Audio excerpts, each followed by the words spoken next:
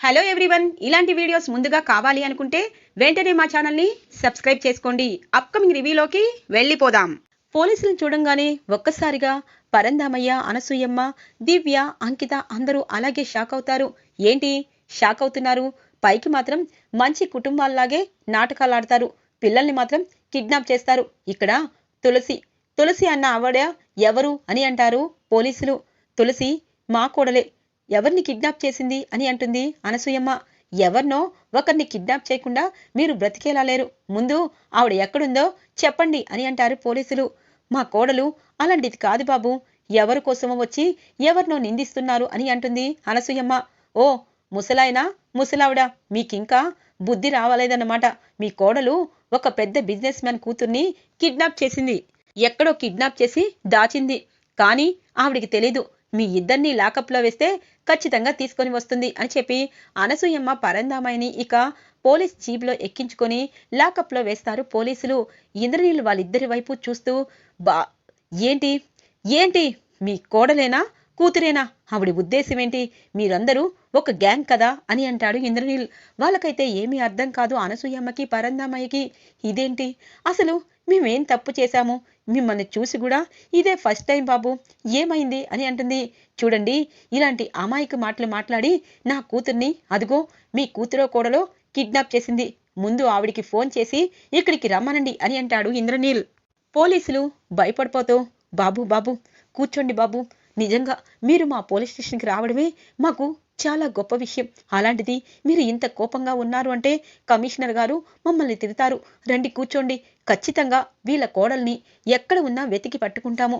24 గంటల్లో మీ పాపని మీ దగ్గరికి చేరుస్తాము, ఆవేశపడద్దు అని చెప్పి ఇక ఓదారుస్తూ ఉంటారు ఇంద్రనీల్ని అక్కడున్న ఎస్పీ.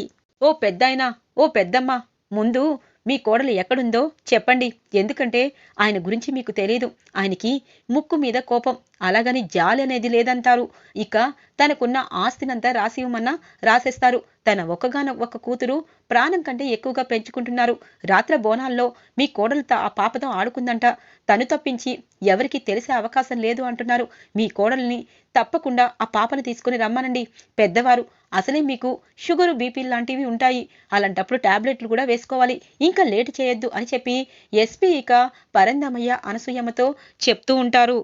ఇది ఇలా ఉండగా తులసి ఆ పాపని, అమ్మా నువ్వు నాతో పాటు ఉండడానికి చాలా ఇష్టపడుతున్నావు. మీ డాడీతో మాట్లాడి రేపటి నుండి నేను సంగీతం క్లాసులు స్టార్ట్ చేస్తున్నాను ఈ స్కూల్లో. ఇక్కడికి నువ్వు రోజు రావచ్చు, సరేనా అని అంటుంది. అవునా ఆంటీ, అయితే మా డాడీకి అడుగుతాను. ఎందుకంటే ఆ డాన్స్ స్కూల్లో నేను డాన్స్ నేర్చుకుంటున్నాను. ఇప్పుడు మీరు సంగీతం నైట్ గుళ్ళో పాడారు కదా, ఆ పాట మా డాడీకి నచ్చేసింది. నేను ఖచ్చితంగా అడుగుతాను. అలా అయితే మా ఇంటి అడ్రస్ చెప్తాను, పదండి పదండి అని అంటుంది. ఇంతలో సైకిల్ ఎక్కబోతూ ఉంటే, సైకిల్ పాడైపోయిందమ్మా, నా స్కూటీ పైన నువ్వు ఎక్కుతావా అని అంటుంది. మీ స్కూటీ ఏది అని అడగంగానే, అన్నట్టు స్కూటీ కూడా లేదు కదా, ఇప్పుడు ఎలా? మీ ఇల్లు ఎంత దూరం ఉంటుంది అని చెప్పి అంటుంది తులసి. మా ఇల్లు అని చెప్పి అదిగో అదే అని చెప్పంగానే ఆ ఇంటిని చూస్తుంది తులసి. ఇల్లు అయితే ఇంద్రభవనంలా ఉంటుంది. అంటే వీళ్ళు చాలా కోటీశ్వరులు. కానీ ఈ పాపని బయటికి ఎప్పుడు పంపించలేదు. ఇంతసేపు పాపం వాళ్ళు వెతుకుతున్నారో ఏమో, వెళ్ళి లోపలికి వెళ్ళి అప్పగించాలి అని చెప్పి గబగబా ఆ ఇంటి గేటు దాకా వస్తుంది తులసి. ఇంతలో తులసికి ఫోన్ వస్తుంది. మామ్ మామ్, నానమ్మ తాతయ్యని పోలీసులు తీసుకువెళ్లారు. ఎందుకు తీసుకువెళ్లారో తెలీదు. నిన్ను అర్జెంటుగా వస్తేనే పోలీసులు వాళ్ళని వెతుకుతారంట అనగానే ఒక్కసారిగా తులసి షాక్ అయిపోతుంది. ఇంతలో ఆ పాపని జాగ్రత్తగా లోపలికి వెళ్ళమ్మా అని చెప్పి గేటు వేసి ఇక లోపలికి వెళ్లకుండానే ఆటోలో గబగబా, ఏ పోలీస్ స్టేషన్ దివ్య, అసలు ఏమైందమ్మా అని అంటారు.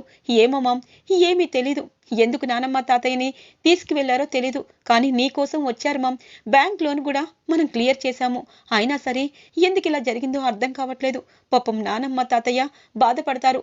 వెళ్ళు మామ్ అని చెప్పి ఇక దివ్య ఫోన్ చేయడంతో తులసికి ఏమీ అర్థం కాదు. అంతా చక్కబడ్డాయి. ప్రేమ్ జీవితం కూడా కుదుట పడింది. ఇప్పుడు అభి, అంకిత కూడా ఇక ఎన్నో రోజులు భార్యాభర్తలకి దూరం ఉండకూడదని అనుకుంటున్నాను. ఈలోపు అసలు అత్తయ్య మావయ్యని ఎవరు అరెస్ట్ చేయించారు? అసలు అంత అవసరం ఏముంది? ఇప్పుడు ఏం జరిగింది అని చెప్పి తులసి టెన్షన్ పడుతూ పోలీస్ స్టేషన్కి చేరుకుంటుంది. తులసిని చూడంగానే ఇక తులసి ఒంటరిగా రావడం చూసి ఇంద్రనీల్ గట్టిగా ఇక తన వైపు ఒక్క అరుపు అరుస్తాడు. తులసికి ఏమీ అర్థం కాదు. ఏది, మా పాప ఏది అని చెప్పి గట్టిగా అంటాడు. ఇక తులసికి ఏమీ అర్థం కాదు. ఎవరి గురించి మాట్లాడుతున్నారు? మీ పాప అని అంటుంది. అవును, మా పాపే. ముందు తన్ని ఎందుకు కిడ్నాప్ చేశావో చెప్పు, లేకపోతే ఇక్కడే షూట్ చేసేస్తాను అని చెప్పి ఇక తన చేతిలో ఉన్న గన్నుని తులసికి గురి పెట్టబోతూ ఉంటారు. తులసికి ఏమీ అర్థం కాదు. ఒక్కసారిగా తులసి అలాగే షాక్ అయి చూస్తుంది. అమ్మ తులసి అని అంటుంది. అత్తయ్య, మావయ్య, అసలు మీరేంటి పోలీస్ స్టేషన్లో ఏంటి అనంగానే, ఆపండి మీ డ్రామాలు. పైకి సామాన్య మనుషుల్లా కనబడి కోటీశ్వర్ల పిల్లల్ని కిడ్నాప్ చేస్తారు. నైటు మీరే కదా మా పాపని ఆడించారు, పాడించారు, మీకొచ్చిన పాటలు కూడా నేర్పించారు. ఈరోజు మా పాప కనిపించటం లేదు అంటే మీరే కిడ్నాప్ చేశారు అని అంటాడు ఇంద్రనీల్. ఒక్కసారిగా తులసికి అంతా అర్థమవుతుంది. అంటే పాప ఇంటి నుండి చెప్పకుండా బయటకొచ్చిందన్నమాట. నేను పాపని ఆడించి పాడించి ఇంటికి పంపించాను. కానీ ఈయన మాత్రం ఒకే ఒక్క గంటలో మా అత్తయ్య మామయ్యని అలాగే నన్ను అనుమానంతో పోలీసులు అరెస్టు చేసేటట్టు చేశారు. అసలు ఈయన ఏంటి, వీళ్ళ పాప కోసమే కదా అని చెప్పి, మిస్టర్, మీ పేరేంటో నాకు తెలీదు అనంగానే, నా పేరుతో నీకు అవసరం లేదు, మా పాప అని అంటారు. ఇంతలో ఎస్పీ అక్కడికి వస్తారు. చూడండమ్మా, మీరెవరో మాకు తెలీదు, కానీ వీళ్ళ పాపని మీరే కిడ్నాప్ చేశారని తను అంటున్నారు. అలాగే గుడిలో వాళ్ళ పాపతో మీరే ఎక్కువసేపు టైం స్పెండ్ చేశారంట అని చెప్పి ఇన్స్పెక్టర్ చెప్పగానే ఒక్కసారిగా తులసి ఇక అవును, ఆ పాప ఇప్పటిదాకా నాతోనే ఉంది అని అంటుంది. చూసారా, నేను ఎప్పుడు ఎవరిని తప్పుగా నేను అర్థం చేసుకోను. ఖచ్చితంగా వీళ్ళే అనంగానే, చూడండి, మీరు ఎవరో మాకు తెలీదు. గుళ్ళో మీ పాప నా దగ్గరికి వచ్చింది. మీరు కూడా మంచివారే అనుకున్నాను. కానీ ముందు వెనకాల ఆలోచించకుండా ఇలా మీ పాపని నేను కిడ్నాప్ చేశానని ఎలా అనుకుంటున్నారు అని అంటుంది తులసి. ఆ అవసరం మీకే ఉంది అని అంటారు. నాకెందుకుంటుంది? ఎందుకు ఉండాలి చెప్పండి? చూడండి మిస్టర్, మీరెవరో తెలీదు. పిల్లల్ని జాగ్రత్తగా పెంచాలి, జాగ్రత్తగా చూసుకోవాలి. అదంతా మీరు చేస్తున్నారు. కానీ ఎదుటివారు త్వరగా తప్పు చేస్తారు అన్నది మీ అభిప్రాయం అనుకుంటా. ముందు ఆ అభిప్రాయాన్ని వెనక్కి తీసుకోండి అని చెప్పి అంటుంది తులసి. ఇలాంటి నెమ్మది మాటలు అంటే నాకు చాలా అసహ్యం. ముందు నా హనీ పాపని నా దగ్గర చేర్చు అని అంటారు. ఇంతలో ఇంద్రనీల్కి ఫోన్ వస్తుంది. పాప ఇంటికి చేరుకుందయ్య గారు. ఎవరో తులసమ్మంట, తన టీచర్ అంట, తను గుళ్ళో కూడా కలిశారంట. తానే జాగ్రత్తగా ఇంటికి తీసుకొచ్చి వదిలారు. రేపటి నుండి తులసాంటి స్కూల్కి వెళ్తాను, సంగీతం నేర్చుకోవడానికి డాడీకి సారీ చెప్తాను అని చెప్పి పాప బాధపడుతూ అంటున్నారు సార్ అని చెప్పి పనావిడ ఫోన్ చేసి ఇంద్రనీల్కి చెప్పడంతో ఒక్కసారిగా ఇంద్రనీల్ కోపమంతా మటుమాయమైపోతుంది. తన ముఖంలో అప్పుడు దాకా ఉన్న కోపాన్ని వెంటనే చల్లారిపోతుంది. నా హనీ పాప వచ్చేసిందా అని చెప్పి ఇక సంతోషంగా అక్కడి నుండి వెళ్ళబోతూ ఉంటే, ఆగండి మిస్టర్ అని అంటుంది తులసి. నా పేరు మిస్టర్ కాదు, the great business man Shashank అని అంటారు. చూడండి, మీ పేరు చాలా అంటే చాలా బాగుంది, కానీ మీ మనసే బాగోలేదు అని అంటుంది తులసి. ఇక తల దించుకొని ఏంటి అని అంటారు. ఇప్పుడు మీ పాప మీ ఇంటికి వచ్చిందని తెలిసింది కదా, మరి మాపై కిడ్నాప్ నేరం కింద మా అత్తగారిని మమ్మల్ని మీరు ఇలా జైలుకు తీసుకురావడం ఎంతవరకు సబబు అని అంటుంది. అంటే అనంగానే, చూడండి, ఎదుటివారికి ఒక మాట అన్నారు, తరువాత సారీనో క్షమాపణో అడగాలి. కానీ అదేమీ మీకు తెలిసినట్టు లేదు. ఎందుకంటే మీకు నేర్పేవాళ్ళు లేనట్టున్నారు. మీ భార్య మీతో ఎలా వేగుతుందో అర్థం కావట్లేదు. అప్పుడే అంత కోపంగా ఉన్నారు. ఇంతలో వెంటనే మీ పాప గొంతు వినబడంగానే శాంతమూర్తిగా మారిపోయారు. చూడండి, పిల్లల్ని గదిలో బంధించకూడదు, ఫ్రీగా వదలాలి. అలాగే అంత ప్రేమ ఉంది, కానీ ఆలోచన శక్తే మీకు లేదనిపిస్తుంది అనంగానే తులసి మాటలకి ఒక్కసారిగా ఇన్స్పెక్టర్, సారీ మేడం, తను పెద్ద బిజినెస్ మ్యాన్, ఏదో తప్పు జరిగిపోయింది, మేమే మిమ్మల్ని జాగ్రత్తగా ఇంటి దగ్గర డ్రాప్ చేస్తాము అని అంటారు ఎస్పీ. ఇక తులసి మాటలతో వెళ్ళిపోతూ వెనక్కి తిరిగి తులసిని చూస్తూ వెళ్తూ ఉంటారు ఇంద్రనీల్. తులసి మాత్రం కోపంగా, నన్ను క్షమించండి అత్తయ్య, ఇదంతా నా వల్లే వచ్చింది అని అంటుంది తులసి. ఇన్స్పెక్టర్ ఇక పరందమయ్య, అనసూయమ్మ తులసికి సారీ చెప్తారు. ఇక ముగ్గురు ఆటోలో బయలుదేరి ఇంటికి చేరుకుంటారు. అంకిత దివ్యకి ఇక పరంధామయ్య అనసూయమ్మ జరిగిన విషయమంతా చెప్తారు. ఏంటి మామ్, ఒక్కొక్కసారి నిజంగా ఇలా జరుగుతుందా అని ఊహించడానికే భయమేస్తుంది. హనీ పాప నిజంగా వాళ్ళ డాడీకి అంత ప్రాణమా? చిన్న అనుమానం రాగానే మన ఫ్యామిలీని మొత్తం ఇక స్టేషన్లో ఉంచారు. అదేం డాడీ మామ్ అని చెప్పి అంటూ ఉంటుంది దివ్య. అమ్మ తులసి, జరిగిందంతా మన మంచి కోసమే అనుకోవాలి, అన్నీ మర్చిపోదాం. అన్నట్టు డాన్స్ స్కూల్కి వెళ్ళావు కదా, మరి నీకు రూమ్ రెంట్కి ఇస్తానన్నారా ప్రిన్సిపల్ సార్ అని అంటుంది అనసూయమ్మ. అంతా అయిపోయింది అత్తయ్య, చాలా సంతోషంగా వస్తూ ఉండగానే ఈ వార్త తెలిసింది. నిజంగా ఒక్కసారిగా మనసంతా ఆళ్లకొల్లోలంగా మారిపోయింది. ఇప్పుడు మనకే కష్టాలు లేవత్తయ్య, ప్రశాంతంగా ఉండొచ్చు. అటువైపు ప్రేమ్ శృతి కొత్త ఆల్బమ్ చేయడానికి వాళ్ళు విన్నర్గా గెలిచిన 5 లక్షలు ఉపయోగపడతాయి. ఇటువైపు అభి తప్పకుండా మారే రోజులు రానున్నాయి. ఎందుకంటే తన కాళ్ళ మీద తను నిలబడడం కోసం అంకిత ఇక తన ఫ్రెండ్ సర్కిల్తో హాస్పిటల్ని పెట్టాలనుకుంటుంది. ఇక నా వంతుగా నేను డాన్స్ స్కూల్లో ఇక సంగీతం నేర్పించబోతున్నాను. చాలత్తయ్య, జీవితానికి ఈ రోజు ఇలా సంతోషంగా ఉండడమే నాకు చాలు అని అంటూ ఉండగానే ప్రేమ్ శృతి వస్తారు. ఇక ప్రేమ్, అమ్మా చాలా సంతోషంగా ఉన్నావు అనంగానే దివ్య ఏదో చెప్పబోతూ ఉంటే, దివ్య ప్రతిదీ వచ్చిన వెంటనే చెప్పకూడదమ్మా.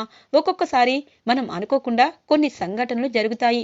అవి మన వరకే, అంతేగాని ఇంట్లో వాళ్ళందరికీ చెప్పి బాధ పెట్టకూడదు, సరేనా అని చెప్పి సైగ చేయంగానే వెంటనే దివ్య పోలీస్ స్టేషన్ విషయం ఇక ఆపేస్తుంది. ఇటువైపు ప్రేమంటాడు, అమ్మా నువ్వు సంగీతం స్కూల్ పెట్టడానికి చాలా కష్టపడుతున్నావు. ఇదిగోమ్మా ఈ 5 లక్షలు తీసుకో అని అంటారు. ఒరే ప్రేమ్, నాకు నువ్వు 5 లక్షలు ఇవ్వలేదని నేను బాధపడుతున్నాను అనుకున్నావా? ఈరోజు నా కొడుకు ఎదగాలని ఆ భగవంతుడే సంకల్పించాడు. ఖచ్చితంగా మీరు ఆల్బమ్ చేసి ఇక ఎదుగుతారు అనుకుంటున్నాను. నా గురించి మీరు ఆలోచించద్దు. ఇప్పుడే నేను డాన్స్ స్కూల్లో ఒక గదిని అద్దెకి తీసుకుని సంగీతం నేర్పించబోతున్నాను అని అంటుంది తులసి. అమ్మా, నన్ను ఇంకా పరాయి వాణ్ణి చేసేసావా అని అంటాడు ప్రేమ్. చూడు ప్రేమ్, నిన్ను ఎప్పుడు పరాయి వాణ్ణి చేయడానికి నేనెవర్ని? నువ్వు నా కన్న కొడుకువి, ఎప్పుడు నా గుండెల్లో నువ్వు ఉంటావు. అలాగే మీరు ఎదగాలి, ఖచ్చితంగా మీ కాళ్ళమైనా మీరు నిలబడాలి. ఇంకొకసారి మీకు ఎటువంటి కష్టం రాకుండా పైకి ఎదగాలి నాన్న.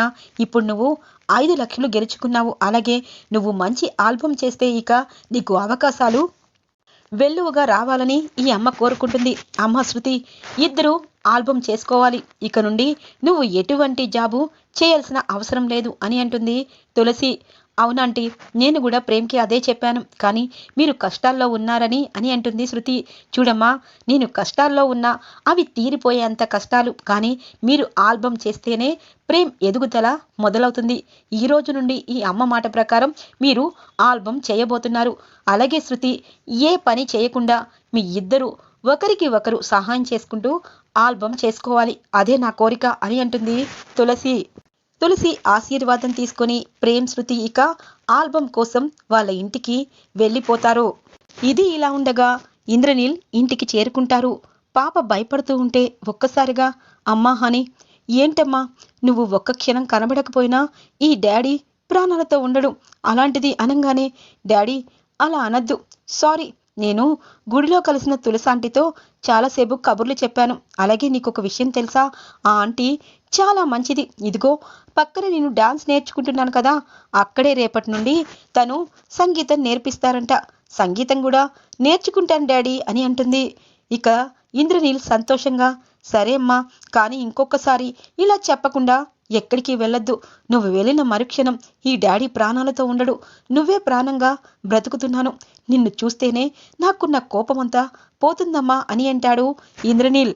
ఇంతలో ఇంద్రనీల్ పిఏ వచ్చి, సార్ సార్ మీరు కొత్తగా ఇక్కడ బ్రాంచ్ ఓపెన్ చేశారు కదా, దానికోసం చాలామంది ఇంటర్వ్యూకి వస్తున్నారు.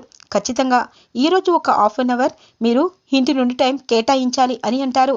సరే, రెడీ అయి వస్తున్నాను, వెళ్దాము అని చెప్పి ఇక ఇంద్రనీల్ రెడీ అయ్యి తన కొత్తగా పెట్టిన ఇక పెద్ద ప్రాజెక్ట్ దగ్గరికి కార్లో చాలా రిచ్గా వెళ్తాడు.